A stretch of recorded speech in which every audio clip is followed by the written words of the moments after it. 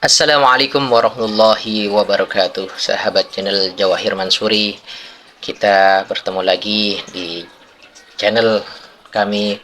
Semoga silaturahim ini terus berlanjut dan semoga kita selalu diberikan kesehatan oleh Allah Subhanahu wa taala, diberikan nikmat iman dan Islam, diberikan rezeki yang halalan thayyiban, rezeki yang barakah dan berlimpah. Amin amin ya rabbal alamin.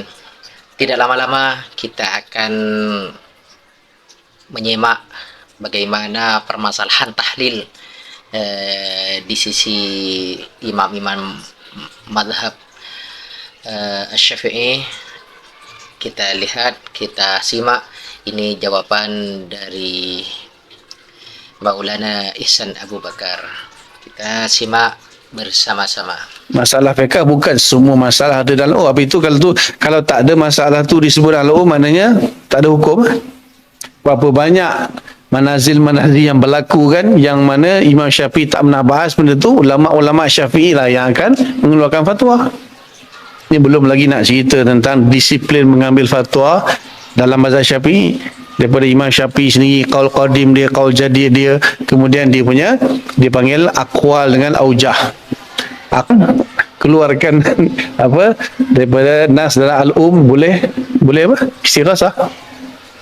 Yang al-um tu tahlil istirasah.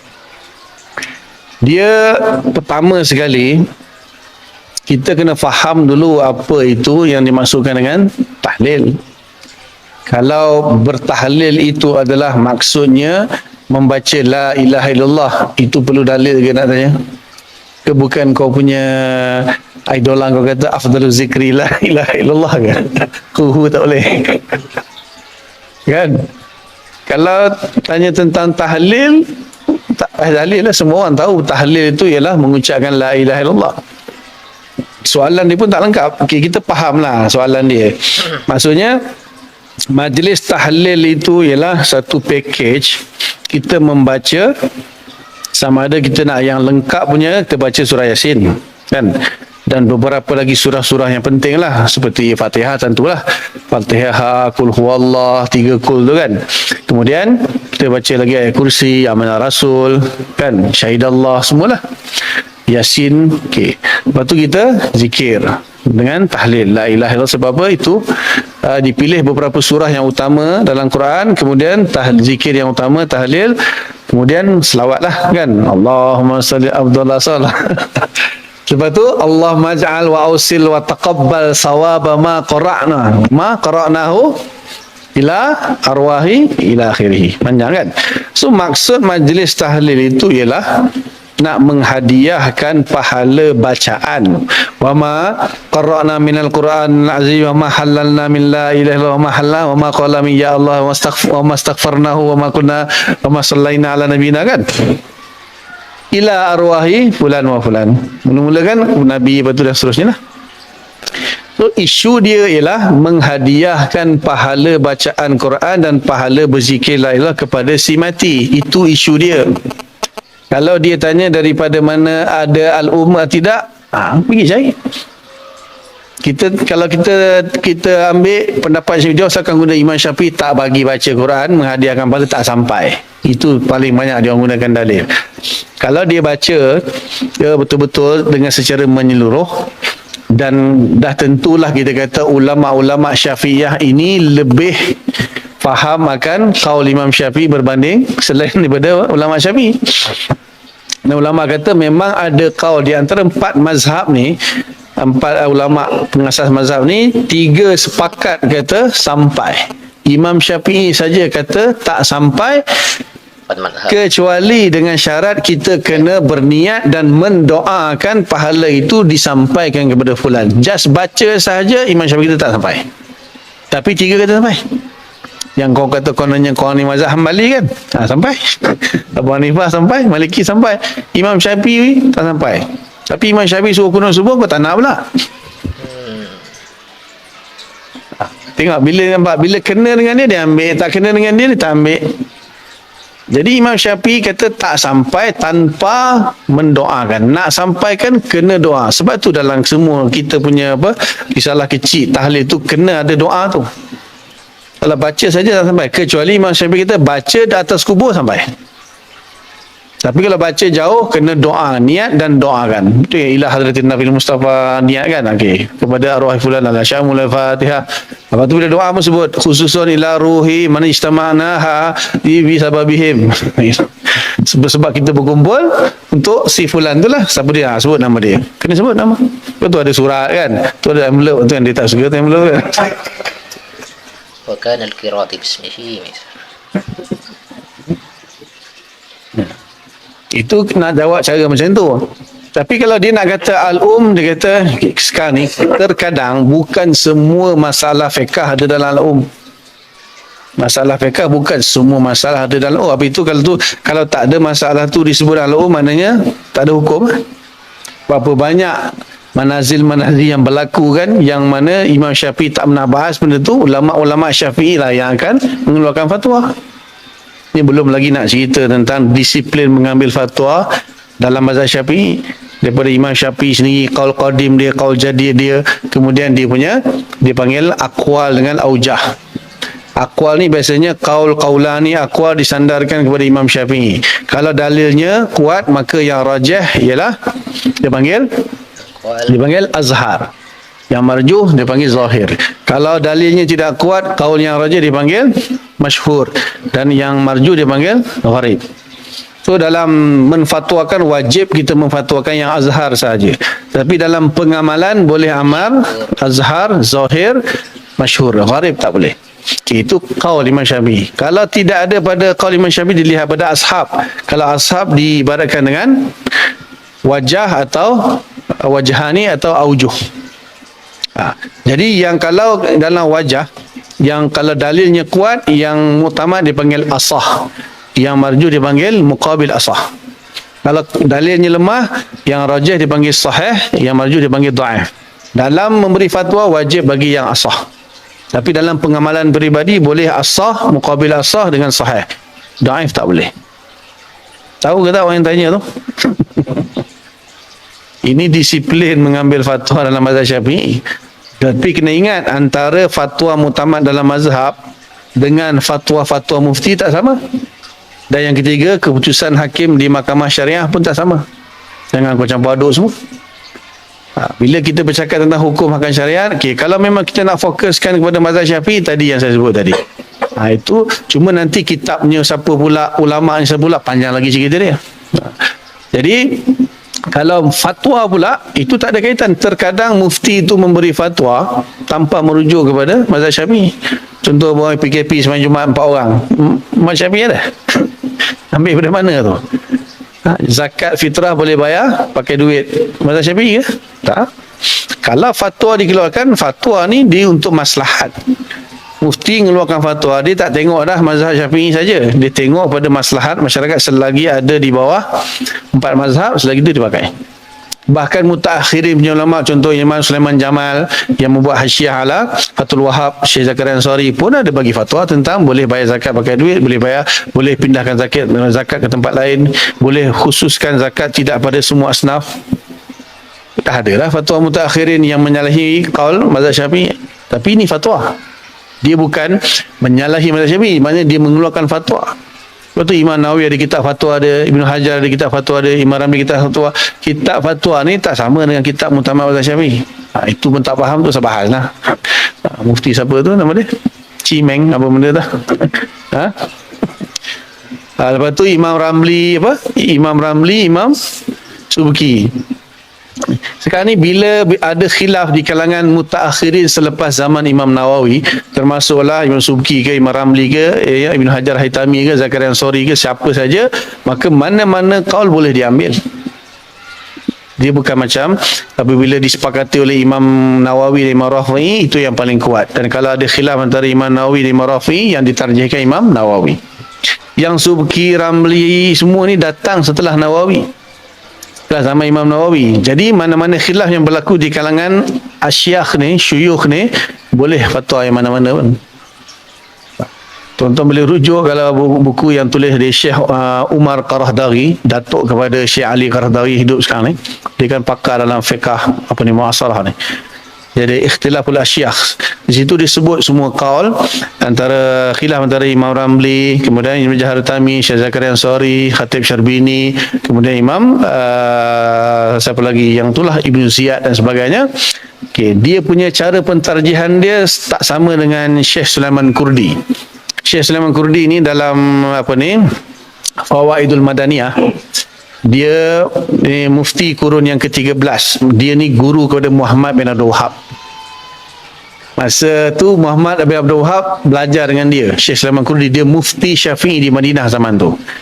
Muhammad bin Abdul Wahab memang selalu buat hal, dia kata Muhammad ni besok buat hal ni, confirm ya. Boleh baca. Kita ada Fawaidul Madaniyah. So dia punya pendapat pula, dia kata kalaunya berlaku khilaf antara Ibnu Hajar dengan Imam Ramli, maka dia tengok tempat.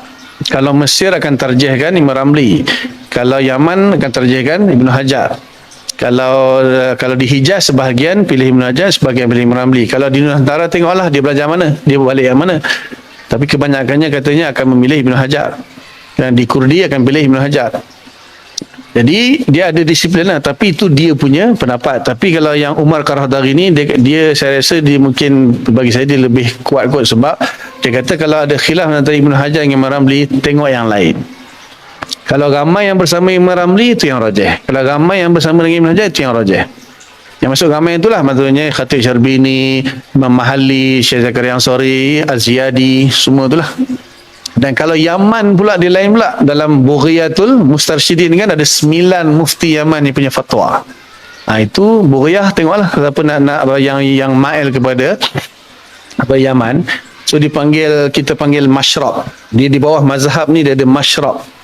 Masyrab ni kalau bertempat minum lah, maksudnya orang belajar Yaman lain, orang belajar Mesir lain, orang belajar Syam lain. Tapi kalau dalam nak tengok Yaman punya, tengok Bughyah. Bughyah tu ada 9 mufti Yaman punya fatwa. Bughiyatul Mustarsyidin. So ini dia kena faham dulu pengambilan fatwa mazhab Syafi'i. Kau jangan aku datangkan, aku bagi RM2,000 dalam alum. Benda memang tak ada. Benda memang tak ada. Kadang-kadang bukan fatwa dalam mazhab Syafi'i itu berarti mesti kena ada dalam alum. Dia mutakhir, sebab tu kita panggil Syafi'iyah. Itu Nabi Syafi'i kata, iza sahal hadis fahuwa mazhabi, itu ditujukan kepada semua mujtahid mazhab, bukan kepada kita. Saya pun tak. Mujtahid mazhab kan 5 tahapan: mujtahid mutlak, mujtahid muntasib, mujtahid mazhab, mujtahid tarjih, mujtahid fatwa. 5. Yang mufti-mufti kita ni yang dilantik tu, itu yang kelima tu lah, mujtahid fatwa. Dia boleh.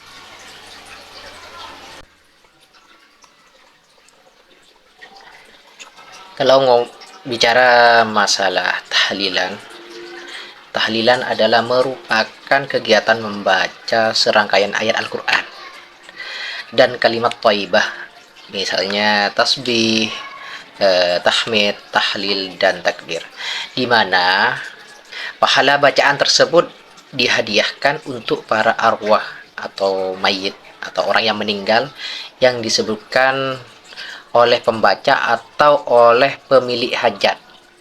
Tahlilan biasanya dilaksanakan pada hari-hari tertentu, seperti 7 hari berturut-turut dari kematian seseorang, hari 40, hari ke-100, atau ke-1000-nya. Kayak gitu biasanya tradisi yang kita tahu dalam melaksanakan tahlilan. Tahlilan juga sering dilaksanakan secara rutin pada malam Jumat misalnya, atau malam-malam tertentu lainnya. Setelah tahlilan biasanya memiliki hajat akan memberikan hidangan makanan untuk dimakan di tempat atau dibawa pulang. Kayaknya kayak gitu ya. Setelah tahlilan kita mendapatkan sedekah lah istilahnya, mendapatkan berkat, hidangan. Dengan demikian, inti tahlilan adalah pertama, menghadiahkan pahala bacaan Al-Quran dan kalimat thayyibah kepada si mayit. Yang kedua, mengkhususkan bacaan itu pada waktu-waktu tertentu, yaitu 7 hari berturut-turut dari kematian seseorang, hari ke-40, ke-100, dan sebagainya. Ketiga di sini berdekatan untuk mayit. Maksudnya bersedekah untuk mayit, berupa pemberian makanan untuk peserta tahlilan. Lalu bagaimana di sini pendapat, kata beliau tadi, bagaimana pendapat dari ulama terkait ketiga permasalahan tersebut. Yang pertama di sini hukum menghadiahkan pahala bacaan Al-Quran dan kalimat thayyibah kepada mayit.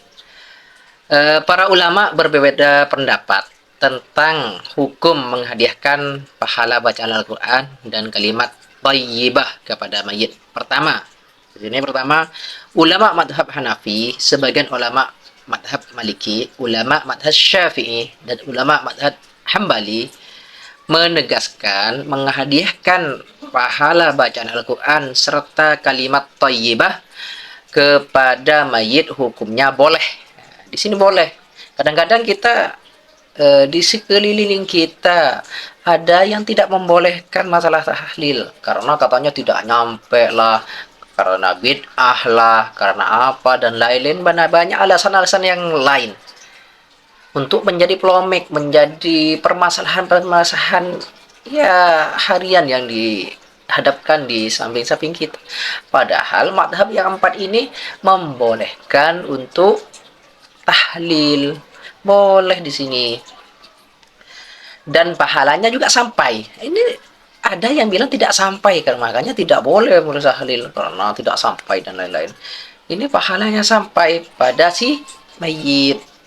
Syekh Az-Zailai dari madhab Hanafi menyebutkan annal insana lahu ayyaj'ala thawaba amalihi li ghairihi inda ahli sanati wal jamaah salatan kana aw shaman aw hajjan aw sadaqatan aw qira'ata qur'ani aw adhakaru ila ghairi dhalik min jami' anwa'il birri wa yasilu dhalika ila baiti wa yan'ah wa yanfa'ah, bahwa seseorang diperbolehkan menjadikan pahala amalnya untuk orang lain.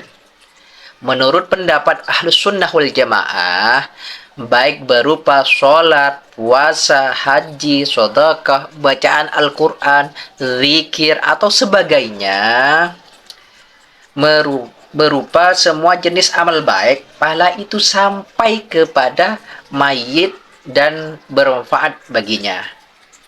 Ini rujukan dari Utsman bin Ali Az-Zailai di kitab Tabyinul Haqa'iq Syarh Kanzud Daqiq juz 5 halaman 131.